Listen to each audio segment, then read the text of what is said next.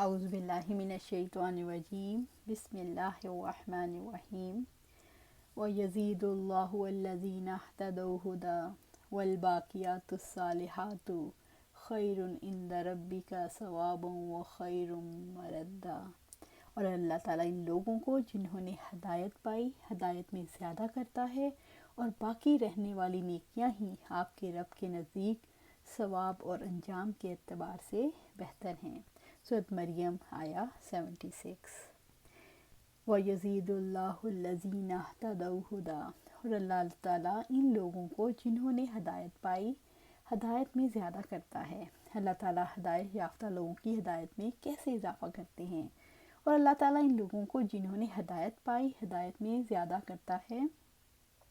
اللہ تعالیٰ اپنے فضل و کرم اور اپنی رحمت سے ہدایت پر ثبات عطا کرتے ہیں۔ اللہ تعالیٰ اپنی توفیق سے ان کی بصیرت اور یقین میں اضافہ فرماتے ہیں۔ ہدایت میں یقین کے اضافے کے ساتھ اضافہ ہوتا ہے۔ یہ یقین باہر سے اندر اترتا ہے۔ یہ یقین ہر صورتحال میں صحیح ریزننگ سے انسان کے اندر اترتا ہے۔ یقین میں کیفیت کے اعتبار سے اضافہ ہوتا ہے۔ یقین میں زندہ پودے کی طرح اضافہ ہوتا ہے۔ جتنی کھاد ملے، جتنا پانی ملے، جتنی روشنی ملے، جتنی کیئر ملے، ایمان کے پودے میں بھی اضافہ ہوتا ہے۔ جتنا علم ملے، جتنا اللہ تعالیٰ کا کام ملے، جتنا اچھا ماحول ملے، جتنے اچھے ساتھی ملیں، جتنے غور و فکر کے مواقع ملیں، اتنا ایمان میں اضافہ ہوتا ہے۔ یقین پتھر کی طرح نہیں ہوتا، اس میں اضافہ ہی نہ ہو، جہاں ہو اسی طرح پڑا رہے۔ رب العزت نے فرمایا، اور جب بھی کوئی سورت نازل کی جاتی ہے تو ان میں سے کچھ لوگ کہتے ہیں تم میں سے کس کو ایمان میں اس نے زیادہ کیا؟ چنانچہ جو لوگ ایمان لائے سو ان کو ایمان میں اس نے زیادہ کیا اور وہ اس سے بہت خوش ہوتے ہیں۔ سورۃ توبہ آیا 124۔ اللہ تعالیٰ ہدایت یافتہ شخص کے علم اور ایمان میں اضافہ فرماتے ہیں، اس کے لیے ہدایت کا راستہ آسان فرماتے ہیں، اور اس کو ایسے کام انجام دینے کی توفیق فرماتے ہیں جن کے بارے میں وہ گمان بھی نہیں کر سکتا۔ اللہ تعالیٰ کے ہدایت میں اضافہ کرنے سے یہ دلیل ملتی ہے ایمان میں کمی بیشی ہوتی ہے، جیسا کہ فرمایا اور وہ لوگ جو ایمان لائے ایمان میں بڑھ جائیں۔ سورۃ المدثر آیا 31۔ اور اللہ تعالیٰ فرماتے ہیں بلا شبہ مومن وہی ہیں جب اللہ تعالیٰ کا ذکر کیا جائے تو ان کے دل لرز جاتے ہیں، اور جب اللہ تعالیٰ کی آیات ان کو پڑھ کر سنائی جاتی ہیں وہ ان کو ایمان میں بڑھا دیتی ہیں اور اپنے رب پر اعتماد کرتے ہیں۔ سورۃ الانفال آیا 2۔ ہدایت سے مراد نفع مند علم اور عمل صالح کی توفیق ہے۔ ہدایت یافتہ وہ ہے جو اللہ تعالیٰ کی جانب سے آنے والی وحی کے نفع مند علم میں اللہ تعالیٰ کے حکم سے اضافہ کرتا رہے اور اللہ کی دی ہوئی توفیق سے عمل صالح کرتا رہے۔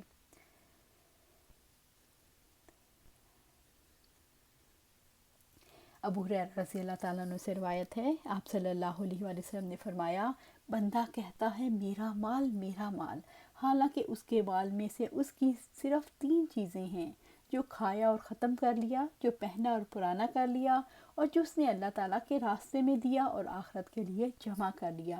اس کے علاوہ تو صرف جانے والا اور لوگوں کے لیے چھوڑنے والا ہے۔ افرأیت الذی کفر بآیاتنا وقال لأوتین مالا وولدا، کیا آپ نے اس شخص کو دیکھا جس نے ہماری آیات کا انکار کیا اور کہا کہ مجھے تو مال اور اولاد لازماً ہی دیے جاتے رہیں گے؟ سورۃ مریم آیا 77۔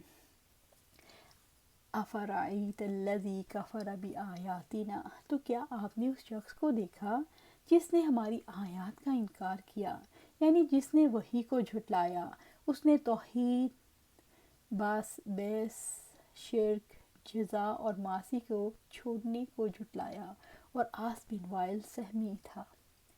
وقال لأوتین مالا وولدا، اور کہا کہ مجھے تو مال اور اولاد لازماً دیے جاتے رہیں گے۔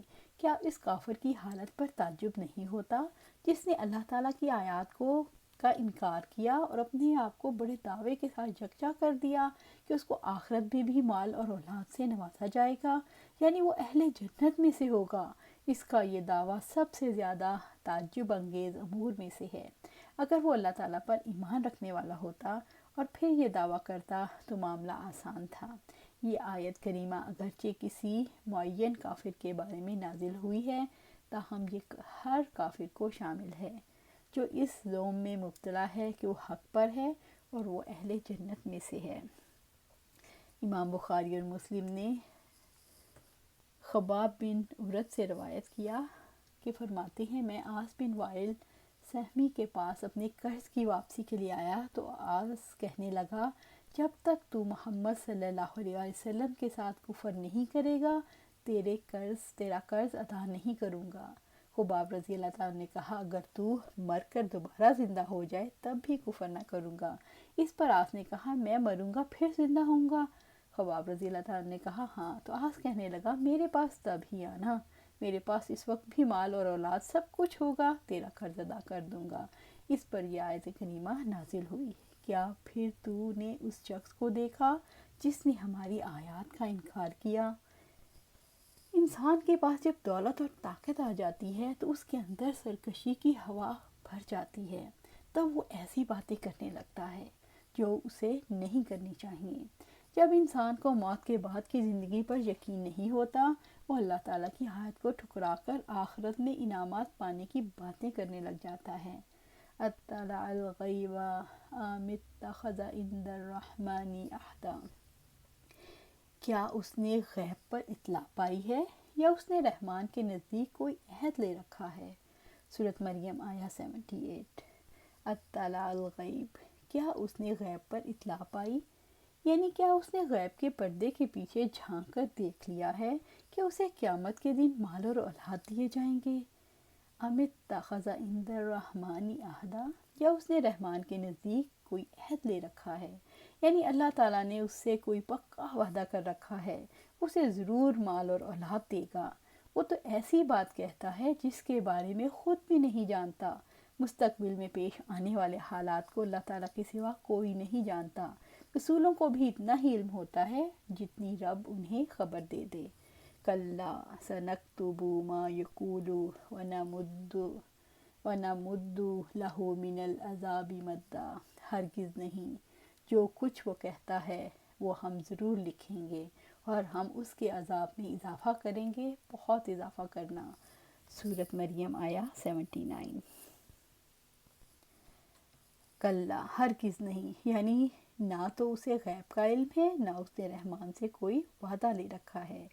سنکتب ما یقول، جو کچھ وہ کہتا ہے ہم ضرور لکھیں گے، یعنی اس کے جھوٹ اور افتراء پردازی کو رب العزت نے محفوظ کر لیا، اس کی بنا پر اسے عذاب ملے گا۔ وَنَمُدُّ لَهُ مِنَ الْعَذَابِ مَدًّا، اور ہم اس کے عذاب میں اضافہ کریں گے، بہت اضافہ کرنا، یعنی جیسے وہ گمراہی میں بڑھتا گیا ہے قیامت کے دن اس کے عذاب کو بھی اسی طرح بڑھایا جائے گا۔ یہ استدراج ہے۔ رب العزت نے فرمایا ہم انہیں اسی لیے مہلت دے رہے ہیں تاکہ وہ گناہ میں اور زیادہ بڑھ جائیں اور ان کے لیے رسوا کن عذاب ہے۔ سورۃ آل عمران آیہ 178۔ وَنَرِثُهُ مَا يَقُولُ وَيَأْتِينَا فَرْدًا، اور جو کچھ وہ کہہ رہا ہے ہم اس کے وارث ہوں گے اور وہ ہمارے پاس اکیلا آئے گا۔ سورۃ مریم آیہ 80۔ وَنَرِثُهُ مَا يَقُولُ، اور جو کچھ وہ کہہ رہا ہے ہم اس کے وارث ہوں گے۔ اللہ تعالیٰ نے فرمایا ہم ان سے مال اور اولاد تو ایسے لے لیں گے جیسے وارث اپنا ورثہ لیتا ہے، وہ تو اپنے مال اور اولاد کے بغیر آخرت میں منتقل ہوگا۔